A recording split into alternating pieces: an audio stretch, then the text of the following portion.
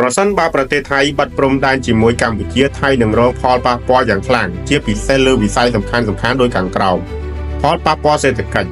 ពាណិជ្ជកម្មធ្លាក់ចុះលំហូរទំនិញរវាងប្រទេសទាំងពីរនឹងត្រូវរំខានធ្វើឲ្យថៃបាត់បង់ចំណូលពីការនាំចេញនិងអាចប៉ះពាល់ដល់តម្លៃទំនិញនៅកម្ពុជាផងដែរទេសចររងគ្រោះញៀវទេសចរឆ្លងដែននឹងថយចុះយ៉ាងខ្លាំងផលប៉ះពាល់ដល់អាជីវកម្មក្នុងវិស័យនេះខ្វះកម្លាំងពលកម្មថៃពឹងផ្អែកលើពលករកម្ពុជាការបាត់ព្រំដែនអាចបង្កឲ្យខ្វះកម្លាំងពលកម្មក្នុងវិស័យកសិកម្មសំណង់និងនេសាទដែលនាំឲ្យផលិតកម្មធ្លាក់ចុះផលប៉ះពាល់សង្គមបញ្ហាពលករចំណាក់ស្រុកពលករកម្ពុជាជាច្រើនអាចបាត់បង់ការងារនិងប្រាក់ចំណូលដែលបង្កជាបញ្ហាសង្គមរំខានជីវភាពរស់នៅតាមព្រំដែនប្រជាជនតាមព្រំដែនពឹងផ្អែកលើពាណិជ្ជកម្មឆ្លងដែននិងរងផលប៉ះពាល់ដល់ជីវភាពរបស់ពួកគេ